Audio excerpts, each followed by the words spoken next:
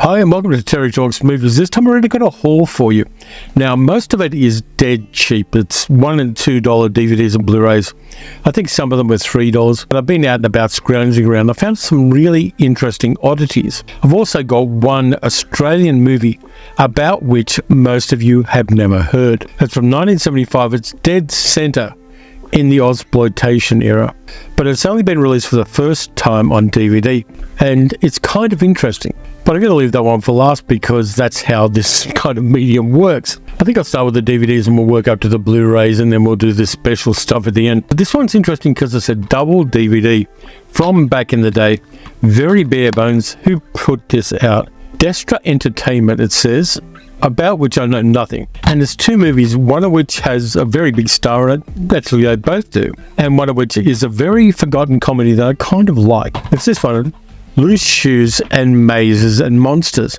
Mazes and Monsters I have a personal relationship to because it is a 1980s television movie starring Tom Hanks. And what it's about is a moral panic about Dungeons and Dragons kinds of games. And Tom Hanks plays a guy, Richard the Blurb, bound together by a desire to play mazes and monsters. Robbie, played by Tom Hanks, and his four college classmates decide to move the board game into the local legendary cavern. Robbie starts having visions for real, and the line between reality and fantasy fuse into a harrowing adventure. So basically it's saying that Dungeons and Dragons is going to drive you nuts. And moving Dungeons and Dragons type games into the real world is called LARPing. It's really popular. But this is one of those interesting moral panic movies, which these days is utterly absurd, but has a certain entertainment value.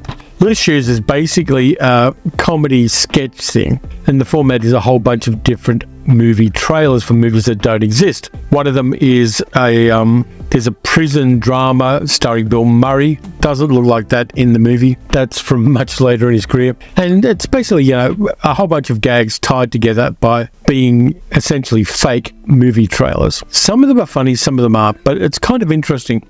It's very much in the style of the Groove Tube and other comedies like that, and Kentucky Fried Movie. It's a much lesser kind of thing, but it does have some very familiar faces in it. And the big thing at the finish of Loose Shoes is a song basically satirizing something that in the 1970s a conservative Secretary of Agriculture under Nixon and Ford's presidencies, a guy called Earl Butz, said that black people wanted three things: a type, loose shoes, and a warm place to. And so the comedians did a Cab Calloway style big band song of that title, and it's a lot of fun. It really is the crowning glory of this particular video. Of course, the reference is one that doesn't travel well to Australia, and it's one that people have forgotten in more recent decades, fortunately. It's a really nice parody of a Cab Calloway style big band zoot suit kind of number, and having that political subtext makes it a little bit more interesting. Next one's a movie that a lot of people like, but I've never seen. It's a crime drama, probably influenced by Pulp Fiction, because every crime drama of the 90s was influenced in some way by Pulp Fiction. Willem Dafoe, Sean Patrick Flannery, Norman Reedus and Billy Connolly. The Boondock Saints. Haven't seen this one yet, but I hear good things about it. Maybe good, maybe not, but I got it for $1 at a thrift store, so we'll see how we go with that. I will check it out, and I may or may not let you know, just depending. One of the good things about being an Australian person is you can find Australian movies. I think I mentioned this one in a live stream, but I want to give it a bit more love. It's a thing called Noise, which is a crime drama about cops, and is about a cop called Graham McGann, played by Brendan Cowell, who's a police officer, but he has tinnitus, otherwise known as tinnitus, depending on where you live. And that affects the way he does his job. He has a real problem with that buzzing in his ears constantly. Now, he's set up to man a police van in a suburban shopping strip after a bunch of violent murders rocked the local community. The police van is there so people can come in and give information if they know anything about the crimes. Haven't seen it yet, but I hear really good things about it. It did get nominated for and won a few Australian Film Institute awards back in 2007, but it's one of those movies that kind of drops off the planet after its initial release and people don't remember it. But this is a really quality 2-disc DVD of it, and I want to keep it because these are the kind of Australian movies that people overseas don't know about, and they deserve to be much better recognised than they are. I've got that. Again, couple of bucks, and I'm very glad that I picked up a copy of it because it's not going to turn up on a streaming service. It's going to disappear from the planet unless people keep and preserve it. Next one's a 1960s historical adventure where you have an English actor playing a Sudanese religious leader and an American actor playing an English military leader. Cartoon with Charlton Heston, Laurence Olivier, Richard Johnson, and Ralph Richardson. Didn't have a copy of this. Hopefully it's widescreen. Tell me it's widescreen. Yep, it's widescreen. This movie was really big in its day. Didn't do particularly well, but because it was a big widescreen adventure, it got a certain audience in the cinemas. A bit of brown face there from Laurence Olivier. He was not adverse to playing races other than his own. He was very famous for his Othello, for instance. But I might watch that for a bit of fun. Who directed this? Basil Dearden directed it. Yep, lots of crowd scenes, lots of running and shouting, lots of big, long Bedouin rifles, all of that kind of stuff. Going to give that a go at some stage. I may well do a video at some time about 1960s action adventure films that have been forgotten now, and having a copy of that's going to help with that. This movie, directed by Richard Donner in the 1969, has an incredibly problematic aspect to it. Picked it up. It's a Charles Bronson movie, but it's not Charles Bronson as most people know him, you know, shooting up people in New York subways and being a Western kind of guy. I'll give you the first line of the back blurb. This is funny. A middle-aged writer of pornographic novels meets and falls in love with a 16-year-old schoolgirl.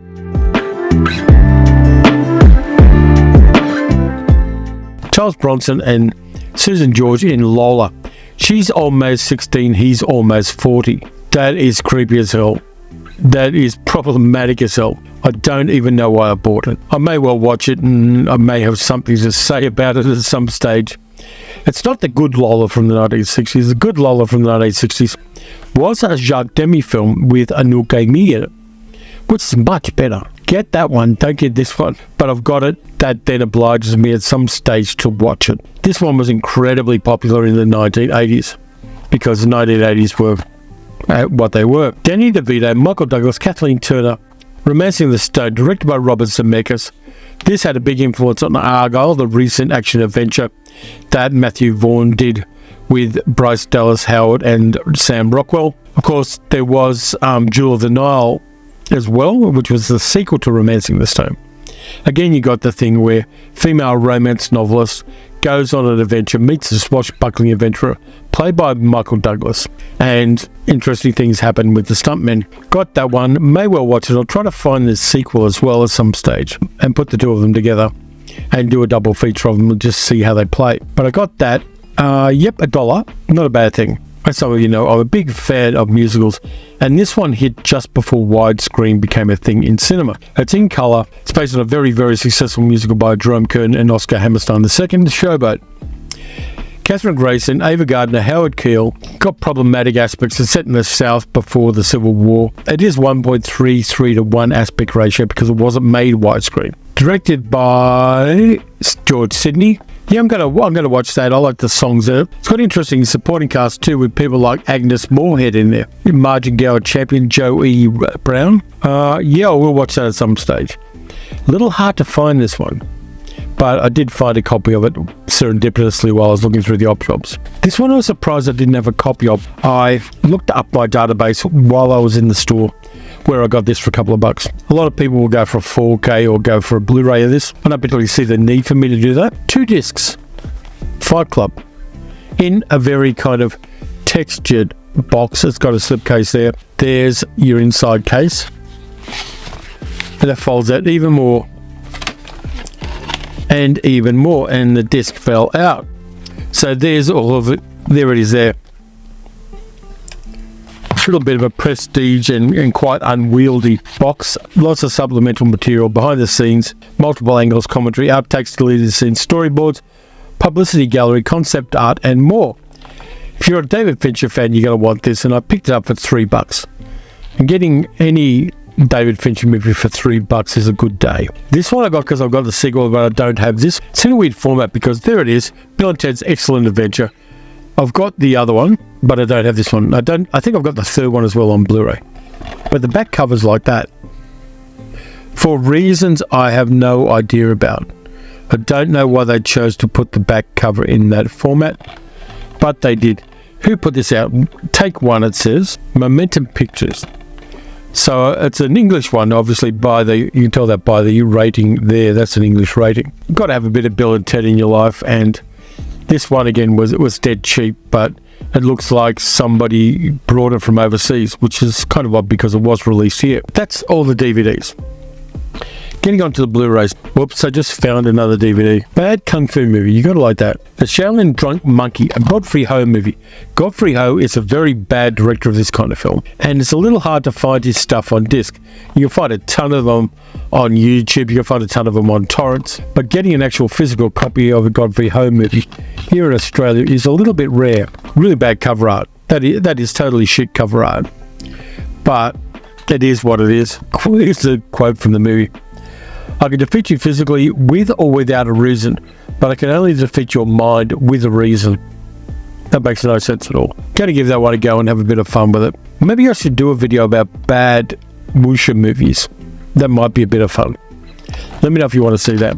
So on to the Blu-rays, of which I have 2, 4, 6, 8, 9 of them. This is a sequel to a movie, I think Stephen Sommers directed it if I remember correctly. Action movie with Channing Tatum and a bunch of other people wearing skin-tight clothing. G.I. Joe, The Rise of Cobra.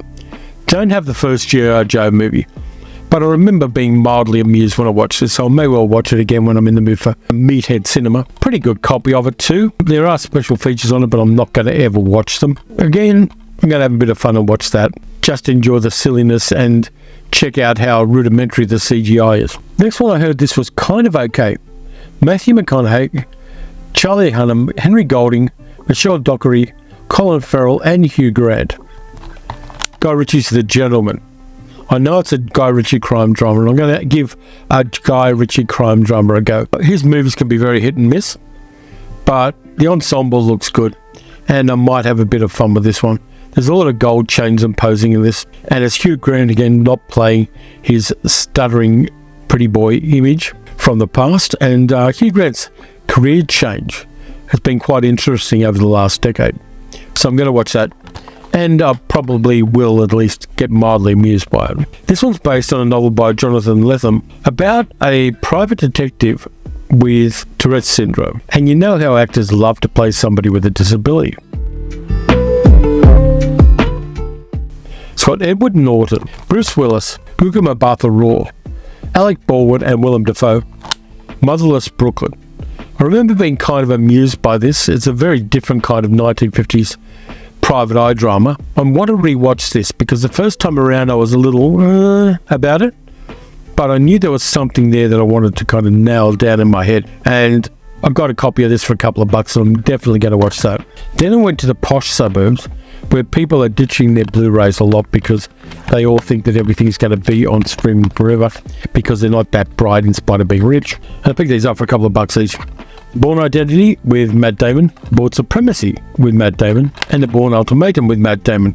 It says Matt Damon is Jason Bourne. Hang on, it says Matt Damon is Jason Bourne.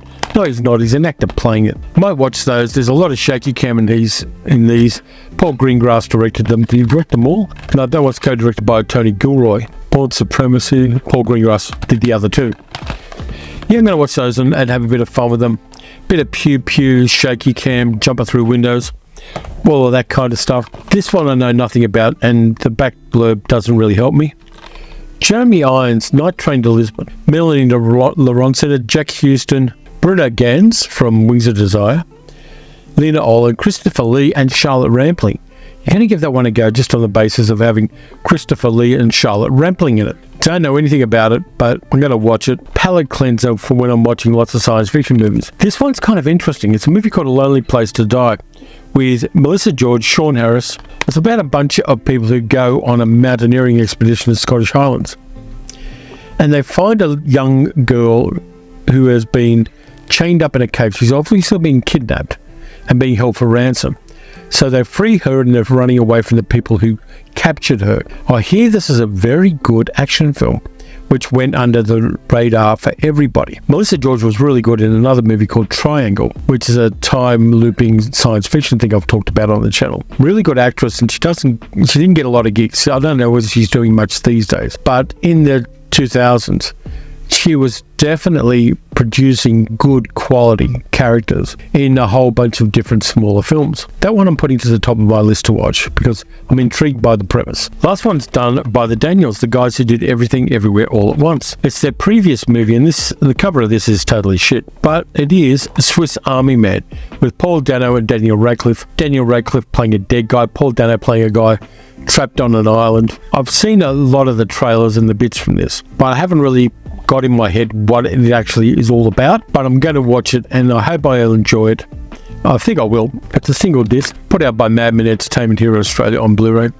I may well transfer all this into a different case because the case is a bit ratty and the plastic cover there is all manked up a bit, but the disc itself looks good. So I'm glad I got a copy of that for not too much at all. Don't know why somebody got rid of it. The next two are Australian classics, one more classic than the other. The first one has been put out on Blu-ray, but Weekend Fright on DVD, again from Madman Entertainment, in a slipcover. Classic Australian film, directed by Ted Kotcheff, stars Chips Rafferty, Gary Bond, Jack Thompson, Donald Pleasance. Fantastic movie. I've got a different version of this. I think I've got the Blu-ray. And then I found this one. And inside the slipcase you get this.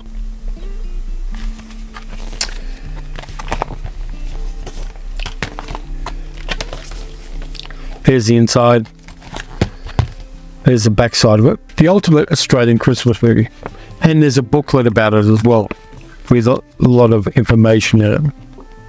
And again, I got it for a couple of bucks. There's Jack Thompson on the back of the truck shooting kangaroos. This is a nice package for a DVD. Back in the day before Blu-rays were really big, there were quality DVDs put out. They weren't just all smacked in between two covers and then just released. This is a definite quality piece of work. Now, the last one has never been on disc before. It's produced by a company called Crawford Productions, Hector Crawford's company in Australia, which did a lot of television in the 60s and 70s. They did a long-running TV series called Homicide, filmed on the streets of Melbourne, which gave a lot of actors and other people involved in filming a start in the industry. And in the 70s, they did other TV series like Matlock Police and Solo One, which again were police procedurals. And then they did a series about the goings-on at a TV studio. They were following hot on the heels of Number 96, which is a crazily popular TV series.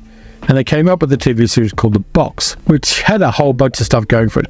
It had comedic parts, it had dramatic parts, it had flamboyant gay characters, it had bisexual women, it had horny, brainless TV stars, and a whole bunch of things. And then in 1975, they decided to put out a movie, which was filmed in television aspect ratio, 4:3, but it was done in 35mm. It's called The Box.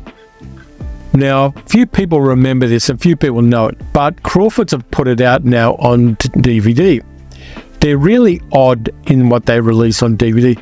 They've released some of their TV stuff, and it's pretty much priced at the top end of the market. This one was $40, but you're not going to see another copy of it ever, apart from this one at Crawford Productions. And I will post a link to this in the description of this video. What they did in this, though, is they continue the story of the TV series, but they added a lot more nudity and a lot more swearing and a lot more silliness. And the interesting thing here is, and I've got to be careful with this, here's the inside. There's a flip cover there so you can flip this around the other way. They have a lot of lobby cards as well. I've got to be careful with these because there is nudity in this. There's Graham Kennedy and Paul Carroll. Graham Kennedy was really big in the Australian television industry at the time. There he is there doing a song and dance number. The only one he ever did on film is Ken James playing the hapless, stupid television cop, Barry Barkler.